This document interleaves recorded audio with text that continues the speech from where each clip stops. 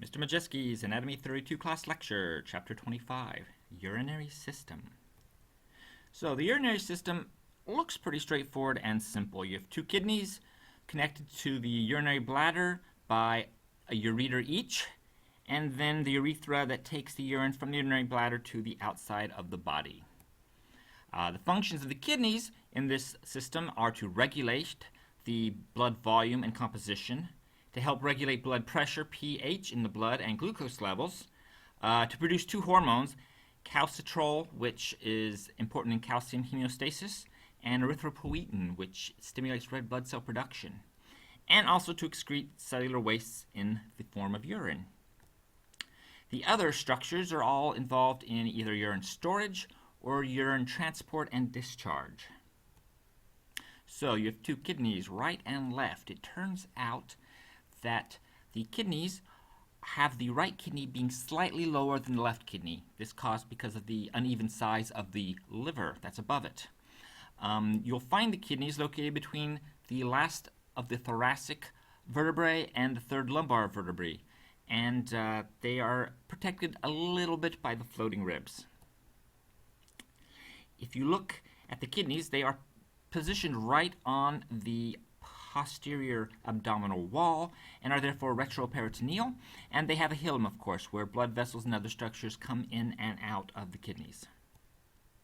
So the anatomy inside, well, on the outside you have the renal cortex, which in this picture is shown as a lighter color, and then on the inside you have the renal medulla, which are all of the darker areas.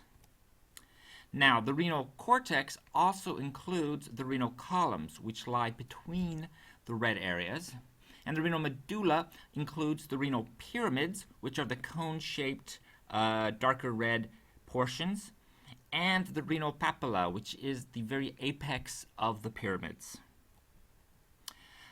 If you divide it up into lobes, a renal lobe would consist of a renal pyramid plus the overlying renal cortex, and half of the adjacent renal column, so half of each column on each side, plus the cortex above an individual renal pyramid. A parenchyma, on the other hand, would be the renal pyramids and the overlaying renal cortex, but not any of the columns on either side.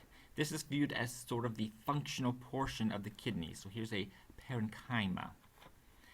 And then, when the discharge of the filtration is officially urine, it's going to enter the minor calyxes, which then fuse together to form a major calyx, which then fuse together to form the renal pelvis. And from here, as it leaves the kidney, it becomes the ureter, which is going to carry the urine out of this area and into the urinary bladder.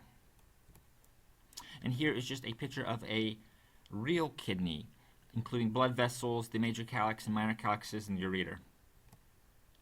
So, one possible disorder from the kidneys is nephroptosis, which is a floating kidney, which means one of the kidneys is inferiorly displaced. So here is a picture of normal placement, and here is a displaced kidney. And this is dangerous because the displacement may lead to a kink in the ureter, which could block the flow of urine.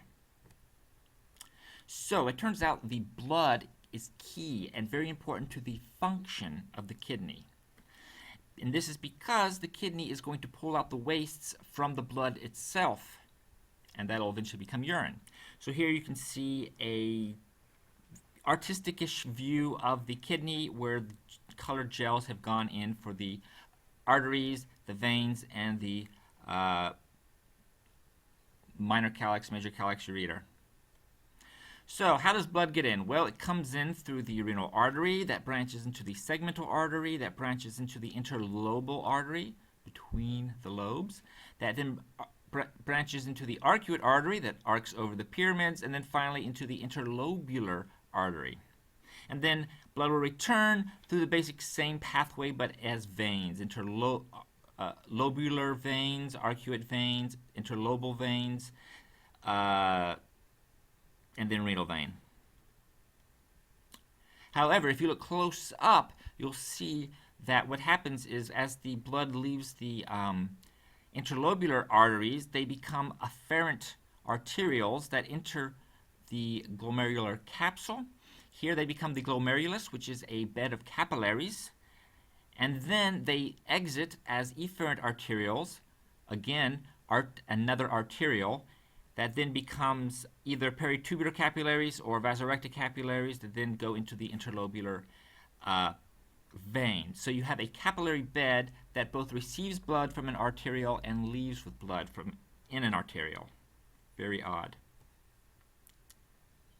And it turns out the afferent arteriole is thicker than the efferent arteriole, and this is to allow for higher blood pressure in the glomerulus. So that leaves us with the nephron, which is the functional unit of the kidney, and it comes in two major parts. It comes in the renal corpuscle, the area here that's composed of the glomerular capsule, and inside the glomerular capsule is the glomerulus, which is the capillary network. And here, 90% of the blood plasma is filtered.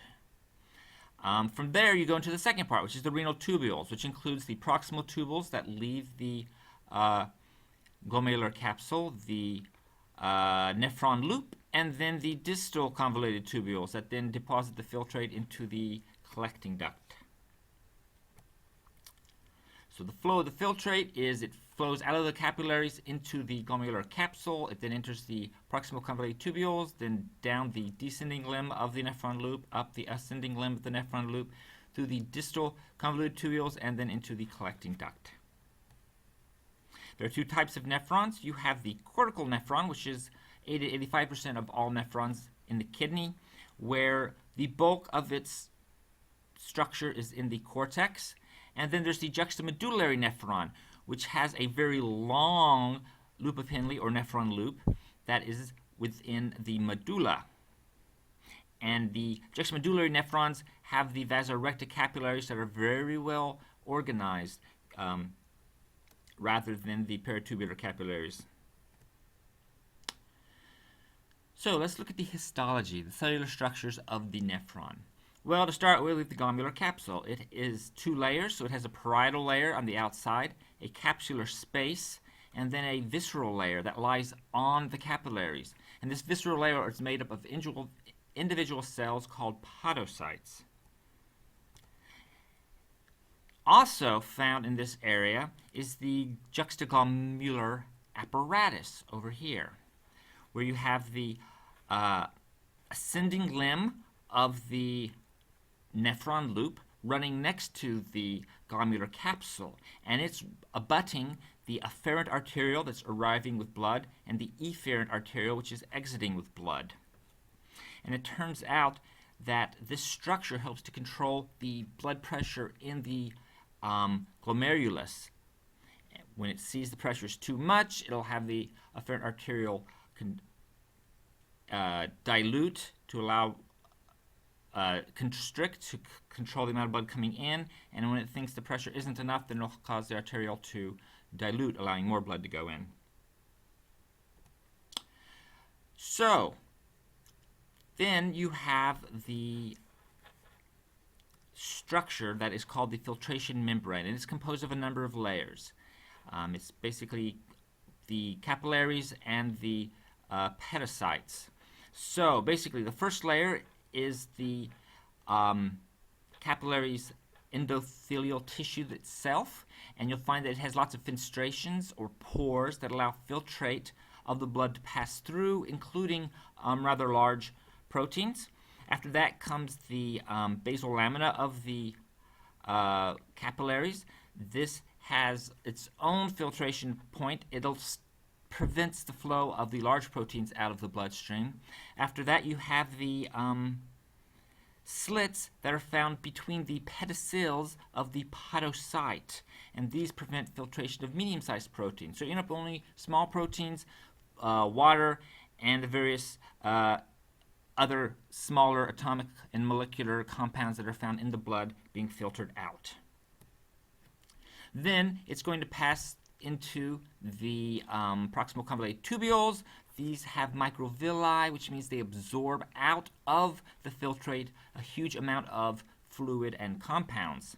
Then it goes into the descending and ascending limb. This is simple squamous epithelia, which again allows a lot of fluid and compounds in the filtrate to go back into the bloodstream. Then you get the thick ascending limb of the nephron loop, and the distal part of the convoluted tubule, which is going to now control more accurately what is in the filtrate versus in the bloodstream, until finally you get to the last part of the distal convoluted tubule and part of the collecting duct, which is going to finally regulate what is in the bloodstream versus what's in the filtrate, so that we have the proper composition of our blood, including pH. So here's just another picture. If we stretched out the nephron, you can see the afferent arteriole arrives, the filtrate comes out into the glomerular capsule. As it's going through the convoluted tubules, it's going to have tubular reabsorption, which is fluids from the filtrate going back into the bloodstream. And then near the end of the nephron, you'll have some tubular secretion, which means some substances may come back into the filtrate depending on how the levels are at this point. So glomerular filtration, you got water and solutes coming out, you have tubular reabsorption, you have water and solutes moving back into the bloodstream, especially in the peritubulars and vasorecta capillaries, and then tubular secretion, which means any remaining waste, drugs, excess ions, so forth, going back into the filtrate. Then you finally have urine, which is formed from what's in our blood. So here again just shows how those various tissues would line up. So in the proximal convoluted tubule, you have the simple cubital epithelial cells with the microvilli, most of the filtration being reabsorbed here. Then in the descending and part of the ascending limb, you have the small simple squamous, which again allows for a lot of reabsorption. And then in the ascending limb and part of the distal convoluted tubule, you have the simple cuboidal cells, which are regulating exactly what's in the bloodstream versus what's in the filtrate. And then finally, the most level of tubule secretion that's finally regulating the bloodstream's composition occurs in the distal convoluted tubule's proximal distal end and part of the collecting duct. So, disorders of the kidneys. Well, you have renal failure, which is a decreased or cessation of glomerular filtration. This can be acute, which means it only happens for a short period of time and then you recover. Or it can be chronic, which means you have a progressive and irreversible decline in your glomerular filtration, basically kidney failure. If this is occurring, you may be put on dialysis, where a machine cleanses your blood. You'll need to do this 3 to 4 times a week for a few hours each time. It sucks. However, if you're really lucky, you'll be able to get a kidney transplant, which is the movement of a kidney from a donor, either alive or dead, into the patient. So, moving on. We have the ureters. They are the tubes that take the urine from the kidneys to the urinary bladder. It turns out the ureteral openings are not at the top of the bladder like you might suspect, but it's actually a little lower than the midline of the bladder. And what happens is, as pressure increases on the bladder, those ureter openings will close so that you don't have any backflow. And here's just a histological view. You see that it has 3 layers: the mucosa layer, the muscularis layer, and the adventitia layer. Then when you look at the bladder itself, you see that it also has an internal urethral orifice to allow urine to leave. And there's both an internal and external urethral sphincter, one you can control and one you can't. Although if the pressure builds up too much, even the sphincter you can control will become involuntary. And here again, 3 layers: the mucosa layer, the muscularis layer, and the serosa or adventitia layer, depending on where on the urinary bladder you are looking. And finally, you have the urethra, which is the tube that's taking the urine from the bladder to the outside of the body. Here you see a difference based on gender. Men's urethras are longer, broken into 3 parts with 3 individual names: the prostatic urethra, growing through the prostate; the membranous urethra, which is between the prostate; and the spongy urethra, which runs through the length of the penis. While females just go from the urinary bladder to the external urethral orifice in the vestibular area of the vulva. All right, I hope that helped you all out. The end.